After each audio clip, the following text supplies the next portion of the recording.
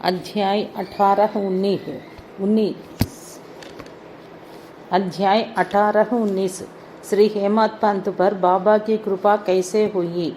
श्री साठे और श्रीमती देशमुख की कथा उत्तम विचारों को प्रोत्साहन, उपदेश में नवीनता, निंदा संबंधी उपदेश और परिश्रम के लिए मजदूरी।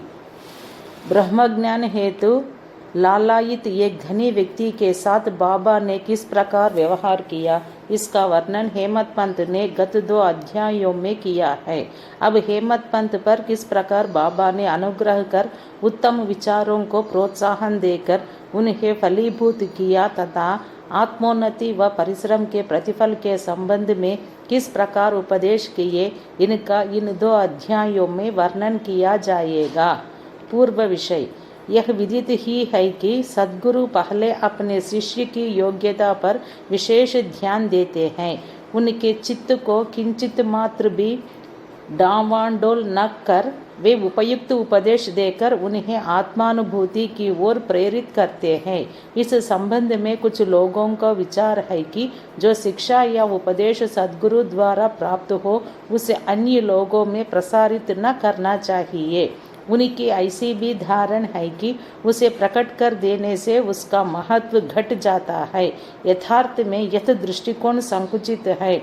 सद्गुरु तो वर्षा ऋतु के मेघ सदृश है जो सर्वत्र एक समान बरसते हैं, अर्थात वे अपने अमृत तुल्य उपदेशों को विस्तृत क्षेत्र में प्रसारित करते हैं। प्रथमतः उनके सारांश को ग्रहण कर आत्मसात कर ले और फिर संकीर्णता से रहित होकर अन्य लोगों में प्रचार करे। यह नियम जागृत और स्वप्न दोनों अवस्थाओं में प्राप्त उपदेशों के लिए है। उदाहरणार्थ बुध कौशिक ऋषि ने स्वप्न में प्राप्त प्रसिद्ध रामरक्षा स्तोत्र साधारण जनता के हितार्थ प्रकट कर दिया था। जिस प्रकार एक दयालु माता बालक के उपचारार्थ कड़वी औषधि का बलपूर्वक प्रयोग करती है, उसी प्रकार श्री साई बाबा भी अपने भक्तों के कल्याणार्थ ही उपदेश दिया करते थे। वे अपनी पद्धति गुप्त न रखकर पूर्ण स्पष्टता को ही अधिक महत्व देते थे। इसी कारण जिन भक्तों ने उनके उपदेशों का पूर्णतः पालन किया वे अपने ध्येय की प्राप्ति में सफल हुए। श्री साई बाबा जैसे सद्गुरु ही ज्ञान चक्षुओं को खोलकर आत्मा की दिव्यता का अनुभव देने में समर्थ हैं। विषय वासनाओं से आसक्ति नष्ट कर वे भक्तों की इच्छाओं को पूर्ण कर देते हैं, जिसके फलस्वरूप ही ज्ञान और वैराग्य प्राप्त होकर ज्ञान की उत्तरोत्तर उन्नति होती रहती है। यह सब केवल उसी समय संभव है जब हमें सद्गुरु का सानिध्य प्राप्त हो तथा सेवा के पश्चात हम उनके प्रेम को प्राप्त कर सकें। तभी भगवान भी जो भक्त काम कल्पतरु हैं हमारी सहायतार्थ आ जाते हैं। वे हमें कष्टों और दुखों से मुक्त कर सुखी बना देते हैं। यह सब प्रगति केवल सद्गुरु की कृपा से ही संभव है, जो कि स्वयं ईश्वर के प्रतीक है। इसीलिए हमें सद्गुरु की खोज में सदैव रहना चाहिए। अब हम मुख्य विषय की ओर आते हैं। साठे एक महानुभाव का नाम श्री साठे था। काफर्ड के शासनकाल में कई वर्ष पूर्व उन्हें कुछ ख्याति प्राप्त हो चुकी थी। इस शासन का बम्बई के गवर्नर लॉर्ड रे ने दमन कर दिया था। श्री साठे को व्यापार में अधिक हानि हुई और परिस्थितियां प्रतिकूल होने के कारण उन्हें बड़ा धक्का लगा। वे अत्यंत दुखित और निराश हो गए और अशांत होने के कारण उन्हें घर छोड़कर किसी एकांत स्थान में वास करने का विचार करने लगे। बहुधा मनुष्यों को ईश्वर की स्मृति आपत्ति काल तथा दुर्दिनों में ही आती है और उनका विश्वास भी ईश्वर की ओर ऐसे ही समय में बढ़ जाता है। तभी वे कष्टों के निवारणार्थ उनसे प्रार्थना करने लगते हैं। यदि उनके पापकर्म शेष न रहे हो तो भगवान भी उनकी भेंट किसी संत से करा देते हैं, जो उनके कल्याणार्थ ही उचित मार्ग का निर्देश कर देते हैं। ऐसा ही श्री साठे के साथ भी हुआ। उनके एक मित्र ने उन्हें शिरडी जाने की सलाह दी। जहाँ मन की शांति प्राप्त करने और इच्छा पूर्ति के निमित्त देश के कोने कोने से लोगों के झुंड आ रहे हैं। उन्हें यह विचार अति रुचिकर प्रतीत हुआ और सन 1917 में वे शिरडी गए। बाबा के सनातन पूर्ण ब्रह्मा दीप्तिमान निर्मल एवं विशुद्ध स्वरूप के दर्शन कर उनके मन की व्यग्रता नष्ट हो गई और उनका चित्त शांत एवं स्थिर हो गया।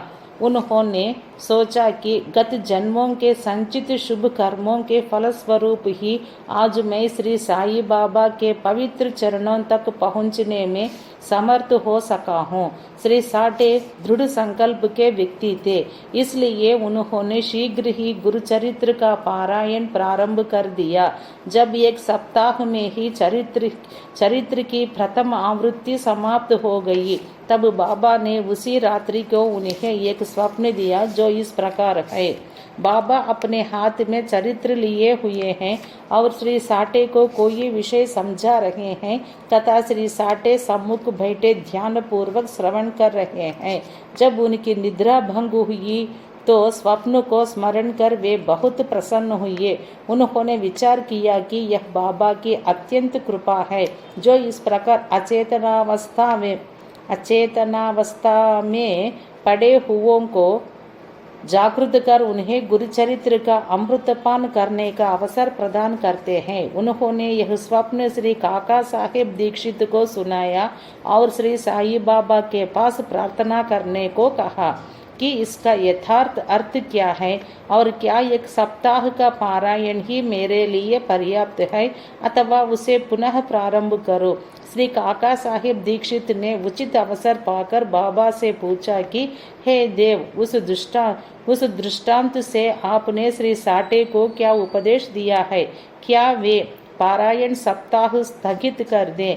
वे एक सरल हृदय भक्त हैं, इसलिए उनकी मनोकामना आप पूर्ण करें और हे देव, कृपा कर उन्हें इस स्वप्न का यथार्थ अर्थ भी समझा दे।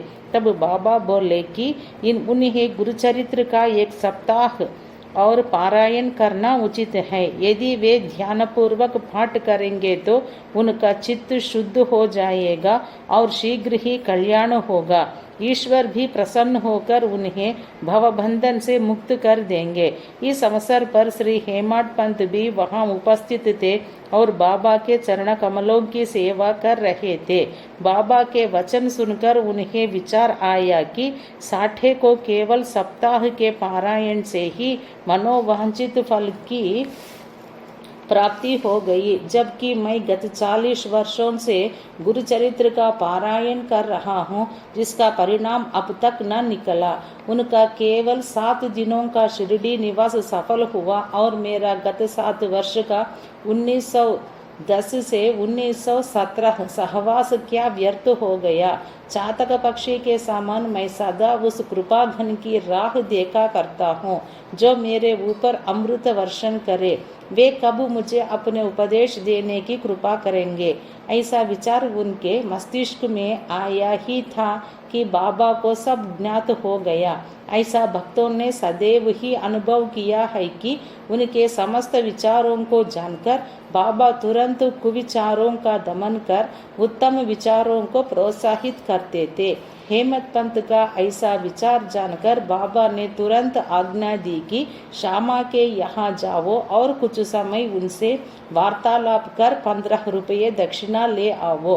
बाबा को दया आ गई थी, इसी कारण उन्होंने ऐसी आज्ञा दी। उनकी अवज्ञा करने का साहस भी किसे था? श्री हेमत पंत शीघ्र श्यामा के घर पहुँचे। इस समय पर श्यामा स्नान कर धोती पहन रहे थे। उन्होंने बाहर आकर हेमत पंत से पूछा कि आप यहाँ कैसे? जान पड़ता है कि आप मस्जिद से ही आ रहे हैं तथा आप ऐसे व्यथित और उदास क्यों हैं? आप अकेले ही क्यों आए हैं? आइए, बैठिए और थोड़ा विश्राम तो करिए।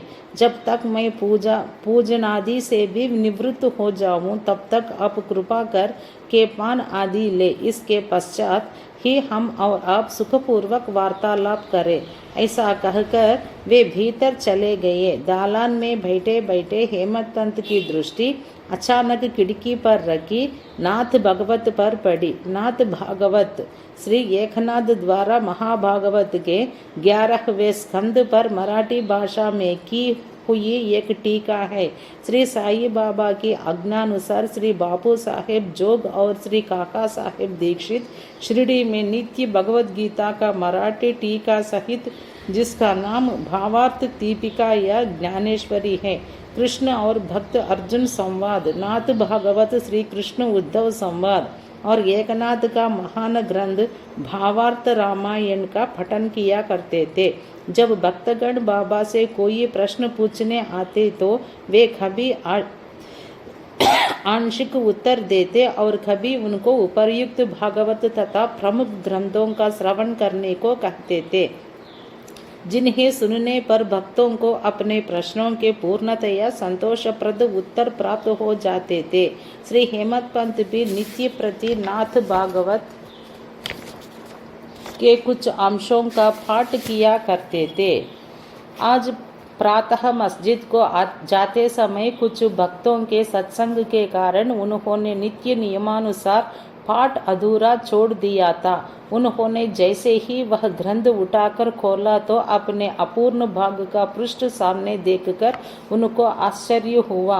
उन्होंने सोचा कि बाबा ने इसी कारण ही मुझे यहाँ भेजा है ताकि मैं अपना शेष पाठ पूरा कर लूँ, और उन्होंने शेष अंश का पाठ आरंभ कर दिया। पाठ पूर्ण होते ही श्यामा भी बाहर आई और उन दोनों में वार्तालाप होने लगा। हेमंत पंत ने कहा कि मैं बाबा का एक संदेश लेकर आपके पास आया हूँ। उन्होंने मुझे आपसे 15 रुपये दक्षिणा लाने तथा थोड़ी देर वार्तालाप कर आपको अपने साथ लेकर मस्जिद वापस आने की आज्ञा दी है।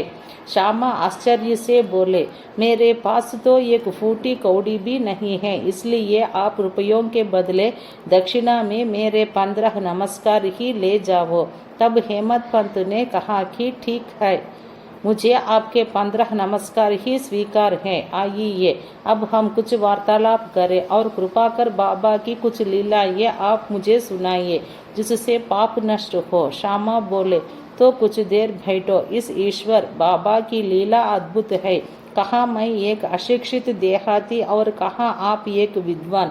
यहाँ आने के पश्चात तो आप बाबा की अनेक लीलाएं स्वयं देख ही चुके हैं, जिनका अब मैं आपके समक्ष कैसे वर्णन कर सकता हूँ। अच्छा, यह पान सुपारी तो खाओ, तब तक मैं कपड़े पहन लूँ। थोड़ी देर में श्यामा बाहर आई और फिर दोनों में इस प्रकार वार्तालाप होने लगा। श्यामा बोले, इस परमेश्वर बाबा की लीला ये अगाध है, जिसका कोई पार नहीं। वे तो लीलाओं से अलिप्त रहकर सदैव विनोद किया करते हैं। इसे हम अज्ञानी जीव क्या समझ सके। बाबा स्वयं ही क्यों नहीं कहते, आप सरीखे विद्वान को मुझ जैसे मूर्ख के पास क्यों भेजा है। उनकी कार्य प्रणाली ही कल्पना के परे है। मैं तो इस विषय में केवल इतना ही कह सकता हूँ कि वे लौकिक नहीं हैं। इस भूमिका के साथ ही साथ श्यामा ने कहा कि अब मुझे एक कथा की स्मृति हो आई है, जिसे मैं व्यक्तिगत रूप से जानता हूँ। जैसी भक्ति की निष्ठा और भाव होता है, बाबा भी उसी प्रकार उनकी सहायता करते हैं। कभी कभी तो बाबा भक्त की कठिन परीक्षा लेकर ही उसे उपदेश दिया करते हैं। उपदेश शब्द सुनकर साटे के गुरुचरित्र पारायण की घटना का तत्काल ही स्मरण करके हेमंत पंत को रोमांच हो आया। उन्होंने सोचा, कदाचित बाबा ने मेरे चित्त की चंचलता नष्ट करने के लिए ही मुझे यहाँ भेजा है। फिर भी वे अपनी विचार प्रकट न कर श्यामा की कथा को ध्यानपूर्वक सुनने लगे। उन सब कथाओं का सार केवल यही था कि अपने भक्तों के प्रति बाबा के मन में कितनी दया और स्नेह है। इन कथाओं को श्रवण कर हेमंत पंत को आंतरिक उल्लास का अनुभव होने लगा। तब श्यामा ने नीचे लिखी कथा कही। श्रीमती राधाबाई देखमुख। एक समय एक वृद्धा श्रीमती राधाबाई, जो खाशाबा देशमुख की माँ थी। बाबा की कीर्ति सुनकर संगमनेर के लोगों के साथ शिरडी आई। बाबा के श्री दर्शन कर उन्हें अत्यंत प्रसन्नता हुई। श्री साई चरणों में उनकी अटल श्रद्धा थी, इसलिए उन्होंने यह निश्चय किया कि जैसे भी हो बाबा को अपना गुरु बनाकर उनसे उपदेश ग्रहण किया जाए। आमरण अनशन का दृढ़ निश्चय कर अपने विश्राम गृह में आकर उन्होंने अन्न जल त्याग दिया और इस प्रकार 3 दिन व्यतीत हो गए। माधवराव देशपांडे इस वृद्धा की अग्नि परीक्षा से बिल्कुल भयभीत हो गया और बाबा से प्रार्थना करने लगा कि देवा, आपने अब यह क्या आरंभ कर दिया है। ऐसे कितने लोगों को आप यहाँ आकर्षित किया करते हैं। आप इस वृद्ध महिला से पूर्ण परिचित ही हैं, जो हठपूर्वक आप पर अवलंबित है। यदि आपने कृपा दृष्टि कर उसे उपदेश न दिया और यदि दुर्भाग्यवश उसे कुछ हो गया तो लोग व्यर्थ ही आपको दोषी ठहराएंगे और कहेंगे कि बाबा से उपदेश प्राप्त न होने की वजह से ही उसकी मृत्यु हो गई है। इसलिए आप दया कर उसे आशीष और उपदेश दीजिए। वृद्धा का ऐसा दृढ़ निश्चय देखकर बाबा ने उसे अपने पास बुलाया और मधुर उपदेश देकर उसकी मनोवृत्ति परिवर्तित कर कहा कि हे माता, क्यों व्यर्थ ही तुम यातना सहकर मृत्यु का आलिंगन करना चाहती हो। तुम मेरी माँ और मैं तुम्हारा बेटा। तुम मुझ पर दया करो और जो कुछ मैं कहूँ उसे ध्यानपूर्वक सुनो। मैं अपनी स्वयं की कथा तुमसे कहता हूँ और यदि तुम उसे ध्यानपूर्वक श्रवण करोगी तो तुम्हें अवश्य परम शांति प्राप्त होगी। मेरे एक गुरु जो बड़े सिद्ध पुरुष थे, मुझ पर बड़े दयालु थे। दीर्घ काल तक मैं उनसे कभी अलग होना भी नहीं चाहता था। मेरी प्रबल उत्कंठा थी कि उनकी सेवा कर जिस प्रकार भी संभव हो मंत्र प्राप्त करो, परंतु उनकी रीति न्यारी ही थी। उन्होंने पहले मेरा मुंडन कर मुझसे 2 पैसे दक्षिणा में मांगे, जो मैंने तुरंत ही दे दिए। यदि तुम प्रश्न करो कि मेरे गुरु जब पूर्ण निष्काम थे तो उन्हें पैसे मांगना क्या शोभनीय था और फिर उन्हें विरक्त भी कैसे कहा जा सकता था, इसका उत्तर केवल यह है कि वे कंचन को ठुकराया करते थे, क्योंकि उन्हें उसकी स्वप्न में भी आवश्यकता न थी। उन 2 पैसों का अर्थ था 1 दृढ़ निश्चय और 2 धैर्य। जब मैंने ये दोनों वस्तुएं उन्हें अर्पित कर दी तो वे अत्यंत प्रसन्न हुए। मैंने 12 वर्ष उनके श्री चरणों की सेवा में ही व्यतीत किए। उन्होंने ही मेरा भरण पोषण किया, अतः मुझे भोजन और वस्त्रों का कोई अभाव न था। वे प्रेम की मूर्ति थे, अथवा यूँ कहो कि वे प्रेम के साक्षात अवतार थे। मैं उनका वर्णन ही कैसे कर सकता हूँ, क्योंकि उनका तो मुझ पर अधिक स्नेह था और उनके समान कोई बिरला ही गुरु मिलेगा। जब मैं उनकी ओर निहारता तो मुझे ऐसा प्रतीत होता कि वे गंभीर मुद्रा में ध्यानमग्न हैं और तब हम दोनों आनंदित हो जाते थे। 8 प्रहर में एकटक उनके ही श्रीमुख की ओर निहारा करता था। मैं भूख और प्यास की सुध बुध खो बैठा। उनके दर्शनों के बिना मैं अशांत हो उठता था। गुरु सेवा की चिंता के अतिरिक्त मेरे लिए और कोई चिंतनीय विषय या पदार्थ नहीं था। मुझे तो सदैव उन्हीं का ध्यान रहता था, अतः मेरा मन उनके चरण कमलों में लीन हो गया। यह हुई 1 पैसे की दक्षिणा। धैर्य है दूसरा पैसा। मैं धैर्यपूर्वक बहुत काल तक प्रतीक्षा कर गुरु सेवा करता रहा। यही धैर्य तुम्हें भी भवसागर से पार उतार देगा। धैर्य ही मनुष्य में मनुष्यत्व है। धैर्य धारण करने से समस्त पाप और मोह नष्ट होकर उनके हर प्रकार के संकट दूर होते तथा भय जाता रहता है। इसी प्रकार तुम्हें भी अपने ध्येय की प्राप्ति हो जाएगी। धैर्य तो गुणों की खदान व उत्तम विचारों की जननी है। निष्ठा और धैर्य 2 जुड़वा बहनों के समान ही है, जिनमें परस्पर प्रगाढ़ प्रेम है। मेरे गुरु मुझसे किसी वस्तु की आकांक्षा न रखते थे। उन्होंने कभी मेरी उपेक्षा न की, वरन सदैव रक्षा करते रहे। यद्यपि मैं सदैव उनके चरणों के समीप ही रहता था, फिर भी कभी किन्हीं अन्य स्थानों पर यदि चला जाता तो भी मेरे प्रेम में कभी कमी न हुई। वे सदा मुझ पर कृपा दृष्टि रखते थे। जिस प्रकार कछुवी प्रेम दृष्टि से अपने बच्चों का पालन करती है, चाहे वे उसके समीप हो अथवा नदी के उस पर, सो है माँ। मेरे गुरु ने तो मुझे कोई मंत्र सिखलाया ही नहीं, तब मैं तुम्हारे कान में कैसे कोई मंत्र फूंकूं। केवल इतना ही ध्यान रखो कि गुरु की भी कछुवी के समान ही प्रेम दृष्टि से हमें संतोष प्राप्त होता है। इस कारण व्यर्थ में किसी से उपदेश प्राप्त करने का प्रयत्न न करो।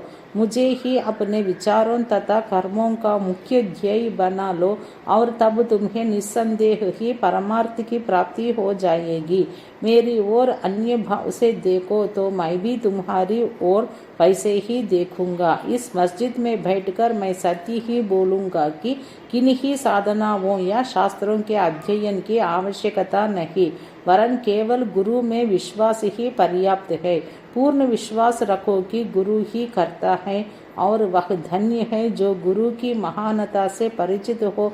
उसे हरि, हर और ब्रह्मा त्रिमूर्ति का अवतार समझा जाता है। इस प्रकार समझाने से वृद्ध महिला को सांत्वना मिली और उसने बाबा को नमन कर अपना उपवास त्याग दिया। यह कथा ध्यान पूर्वक एकाग्रता से श्रवण कर तथा उसके उपयुक्त अर्थ पर विचार कर हेमंत पंत को बड़ा आश्चर्य हुआ। उनका हृदय भर आया और उन्हें रोमांच हो उठा। अत्यंत आनंद विभोर हो जाने से उनका कंठ रुंध गया और वे मुख से एक शब्द भी न बोल सके। उनकी ऐसी स्थिति देख श्यामा ने पूछा कि आप ऐसे स्तब्ध क्यों हो गए, बात क्या है। बाबा की तो इस प्रकार की लीलाएं अगणित है, जिनका वर्णन मैं किस मुख से करूं। ठीक उसी समय मस्जिद में घंटानाद होने लगा, जो कि मध्याह्न पूजन तथा आरती के आरंभ का द्योतक था। तब श्यामा और हेमंत पंत भी शीघ्र ही मस्जिद की ओर चले। बापू साहेब जोग ने पूजन आरंभ कर दिया था। स्त्रियां मस्जिद में ऊपर खड़ी थी और पुरुष वर्ग नीचे मंडप में। सब उच्च स्वर में वाद्यों के साथ साथ आरती गा रहे थे। तभी हेमंत पंत का हाथ पकड़े हुए श्यामा भी ऊपर पहुंचे और वे बाबा के दाहिनी ओर तथा हेमंत पंत बाबा के सामने बैठ गए।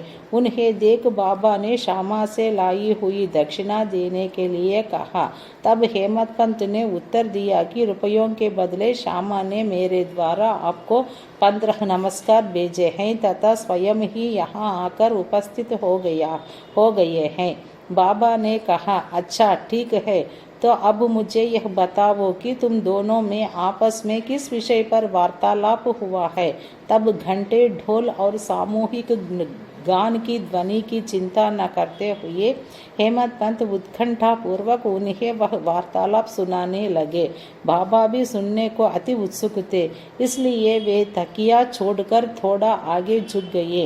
हेमंत पंत ने कहा कि वार्ता अति सुखदायी थी। विशेषकर उस वृद्ध महिला की कथा तो ऐसी अद्भुत थी कि जिसे श्रवण कर मुझे तुरंत ही विचार आया कि आपकी लीलाएं अगाध हैं और इस कथा की ही ओट में आपने मुझ पर विशेष कृपा की है। तब बाबा ने कहा, वह तो बहुत ही आश्चर्यपूर्ण है।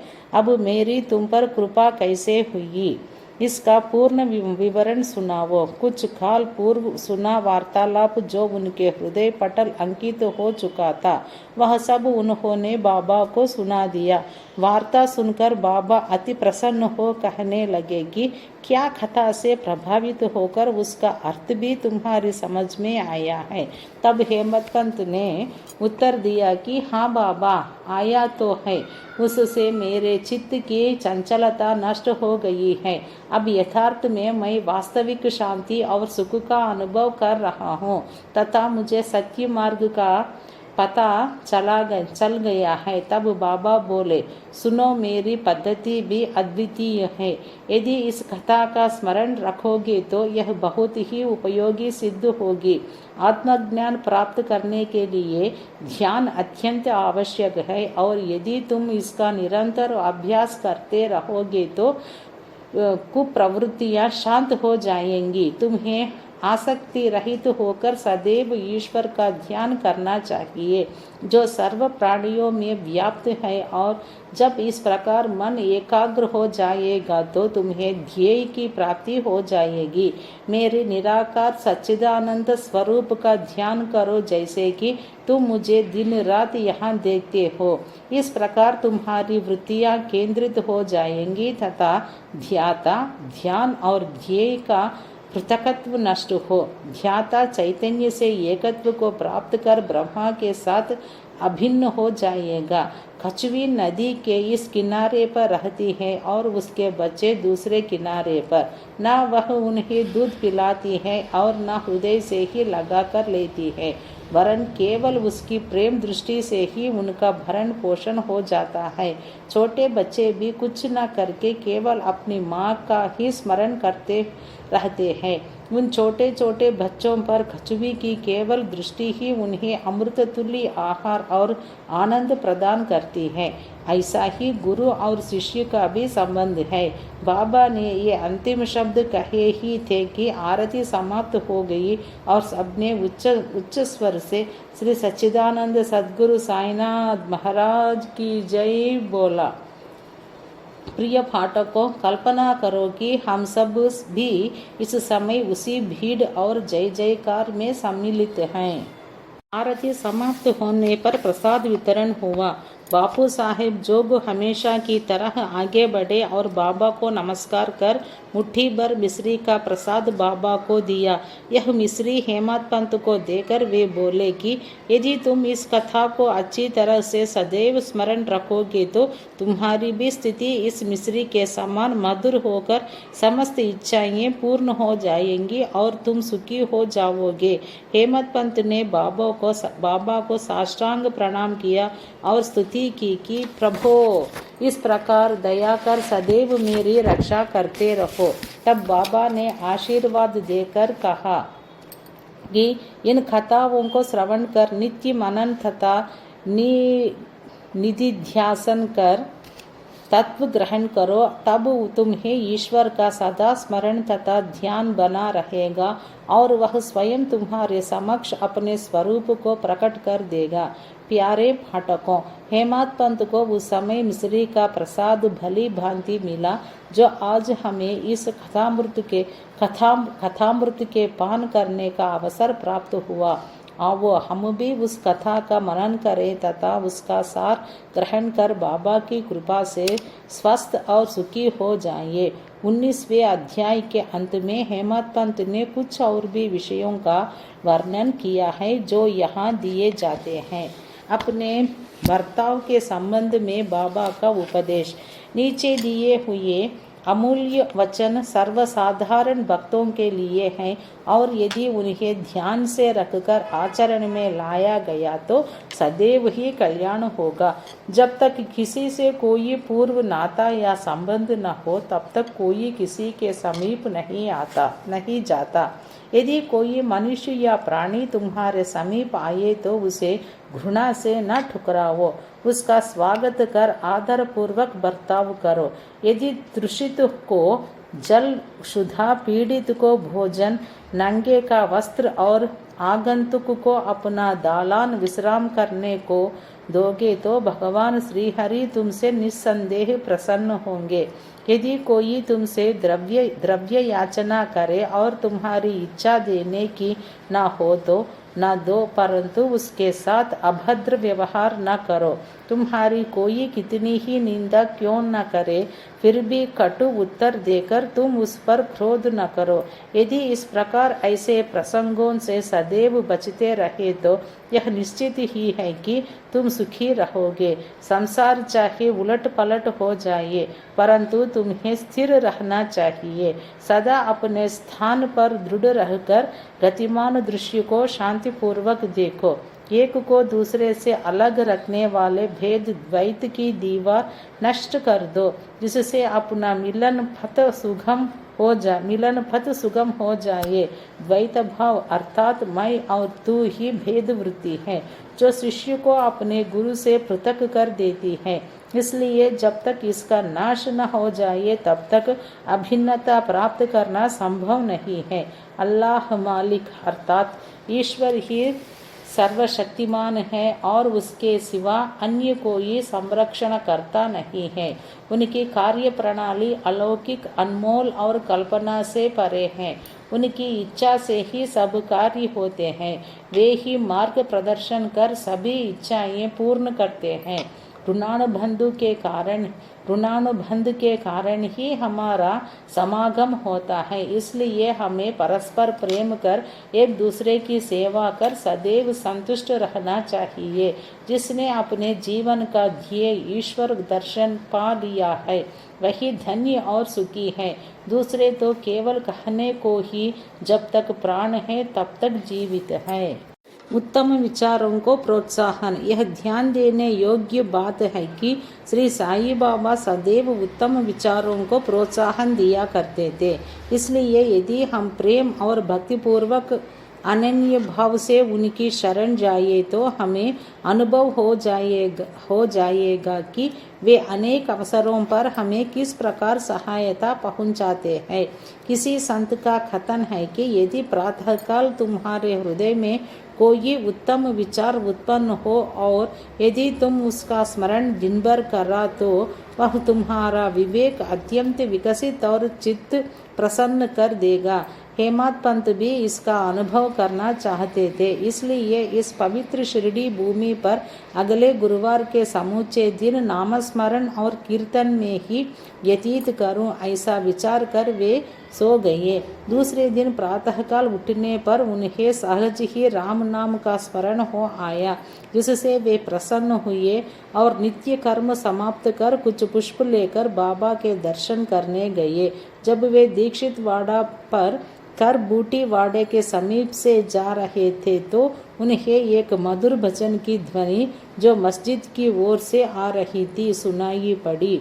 एक नाद का यह भजन औरंगाबाद कर मधुर लय पूर्वक बाबा के समक्ष गा रहे थे। गुरु कृपा अंजन पायो मेरे भाई, राम बिना कुछ मानत नहीं। अंदर रामा बाहर रामा, सपने में देखत सीताराम। जागत रामा सोवत रामा, जहाँ देखे वही पूरन कामा। जागत रामा सोवत रामा, जहाँ देखे वही पूरन कामा।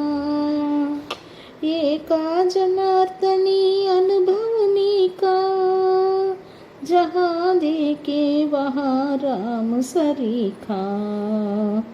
एका जनार्दनी अनुभवनी का, जहाँ देखे वहाँ राम सरीखा। एका जनार्दनी अनुभवनी का, जहाँ देखे वहाँ राम सरीखा। भजन अनेकों हैं, परंतु विशेषकर यह भजन ही क्यों औरंगाबाद कर ने चुना? क्या यह बाबा द्वारा ही समयाजित विचित्र अनुरूपता नहीं है? और क्या यह हेमत पंत के पिछले दिन अखंड राम नाम स्मरण के संकल्प को प्रोत्साहन देना नहीं है? सभी संतों का इस संबंध में एक ही मत है और सभी राम नाम के जाप को प्रभावकारी तथा भक्तों की इच्छा पूर्ति और सभी कष्टों से छुटकारा पाने के लिए इसे एक अमोघ उपाय बतलाते हैं। निंदा संबंधी उपदेश।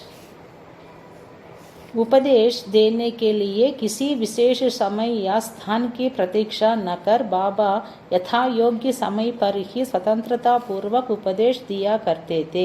एक बार एक भक्त ने बाबा की अनुपस्थिति में दूसरे लोगों के सम्मुख किसी की निंदा की। गुणों की उपेक्षा कर उसने अपने भाई के दोषारोपण में इतने बुरे कटु वाक्यों का प्रयोग किया कि सुनने वालों को भी उसके प्रति घृणा होने लगी। बहुधा देखने में आता है कि लोग व्यर्थ ही दूसरों की निंदा कर झगड़ा और बुराइयां उत्पन्न करते हैं। संत तो निंदा को दूसरी ही दृष्टि से देखा करते हैं।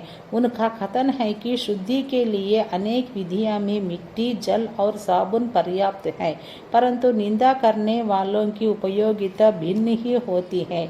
वे दूसरों के दोषों को केवल अपने जिह्वा से ही दूर करते हैं और इस प्रकार वे दूसरों की निंदा कर उनका उपकार ही किया करते हैं, जिसके लिए वे धन्यवाद के पात्र हैं। निंदक को उचित मार्ग पर लाने के लिए साईं बाबा की पद्धति सर्वदा ही भिन्न थी। वे तो सर्वज्ञ थे ही, इसलिए इस निंदक के कार्य को वे समझ गए। मध्याह्न काल में जब लेंटी शिरडी गांव के पास से बहने वाला नाला के समीप उससे भेंट हुई, तब उन्होंने विष्ठा खाते हुए एक सुअर की ओर उंगली उठाकर उससे कहा कि देखो, यह कितने प्रेम पूर्वक विष्ठा खा रहा है। तुम भी भटकर अपने भाइयों को सदा अपशब्द कहा करते हो और वह तुम्हारा आचरण भी ठीक उसी के सदृश ही है। अनेक शुभ कर्मों के परिणाम स्वरूप ही तुम्हें मानव तन प्राप्त हुआ और इसलिए यदि तुमने इसी प्रकार आचरण किया तो शिरडी तुम्हारी सहायता क्या कर सकेगी। भक्त ने उपदेश ग्रहण कर लिया और वहां से चला गया। इस प्रकार प्रसंगानुसार ही वे उपदेश दिया करते थे। यदि उन पर ध्यान देकर नित्य उनका पालन किया जाए तो आध्यात्मिक ध्येय अधिक दूर न होगा। एक कहावत प्रचलित है कि यदि मेरा श्रीहरि होगा तो वह मुझे चारपाई पर बैठे बैठे ही भोजन पहुंचाएगा। यह कहावत भोजन और वस्त्र के विषय में सत्य प्रतीत हो सकती है, परंतु यदि कोई इस पर विश्वास कर आलस्यवश बैठा रहे तो वह आध्यात्मिक क्षेत्र में कुछ भी प्रगति न कर उल्टे पतन के घोर अंधकार में निमग्न हो जाएगा। इसलिए आत्मानुभूति प्राप्ति के लिए प्रत्येक को अनवरत परिश्रम करना चाहिए और जितना प्रयत्न वह करेगा उतना ही उसके लिए लाभप्रद भी होगा। बाबा ने कहा कि मैं तो सर्वव्यापी हूँ और विश्व के समस्त भूतों तथा चराचर में व्याप्त रहकर भी अनंत हूँ। केवल उनके श्रम बाबा ने कहा कि मैं तो सर्वव्यापी हूँ और विश्व के समस्त भूतों तथा चराचर में व्याप्त रहकर भी अनंत हूँ। केवल उनके भ्रम निवारणार्थ ही, जिनकी दृष्टि में वे 3.5 हाथ के मानव थे, स्वयं सगुण रूप धारण कर अवतीर्ण हुए। इसलिए जो भक्त अनन्य भाव से उनकी शरण आए और जिन्होंने दिन रात ही उनका ध्यान किया, उन्हें उनसे अभिन्नता प्राप्त हुई। जिस प्रकार की माधुरी और मिश्री, लहर और समुद्र तथा नेत्र और कांति में अभिन्नता हुआ करती है। जो आवागमन के चक्र से मुक्त होना चाहे वे शांत और स्थिर होकर अपना धार्मिक जीवन व्यतीत करे। दुखदायी कटु शब्दों के प्रयोग से किसी को दुखित न कर सदैव उत्तम कार्यों में संलग्न रहकर अपना कर्तव्य करते हुए अनन्य भाव से भयरहित हो उनकी शरण में जाना चाहिए। जो पूर्ण विश्वास से उनकी लीलाओं का श्रवण कर उनका मनन करेगा तथा अन्य वस्तुओं की चिंता त्याग देगा, उसे निसंदेह ही आत्मानुभूति की प्राप्ति होगी। उन्होंने अनेकों से नाम का जाप कर अपनी शरण में आने को कहा, जो यह जानने को उत्सुक थे कि मैं कौन हूँ। बाबा ने उन्हें भी लीलाएं श्रवण और मनन करने का परामर्श दिया। किसी को भगवत लीलाओं का श्रवण, किसी को भगवत पाद पूजन, भगवत भगवत पाद पूजन तो किसी को आध्यात्म रामायण व ज्ञानेश्वरी तथा धार्मिक ग्रंथों का पठन एवं अध्ययन करने को कहा। अनेकों को अपने चरणों के समीप ही रखकर बहुतों को खंडोबा शिव अवतार के मंदिर में भेजा तथा अनेकों को विष्णु सहस्त्र नाम का जाप करने व छांदोग्य उपनिषद तथा गीता का अध्ययन करने को कहा। उनके उपदेशों की कोई सीमा न थी। उन्होंने किन्हीं को प्रत्यक्ष और बहुतों को स्वप्न में दृष्टांत दिए। एक बार वे एक मदिरा सेवी के स्वप्न में प्रकट होकर उसकी छाती पर चढ़ गए और जब उसने मद्यपान त्यागने की शपथ खाई तभी उसे छोड़ा। किसी किसी को मंत्र जैसे गुरु ब्रह्मा आदि का अर्थ स्वप्न में समझाया तथा कुछ हठयोगियों को हठयोग छोड़ने का निर्देश देकर चुपचाप बैठ धैर्य रखने को कहा।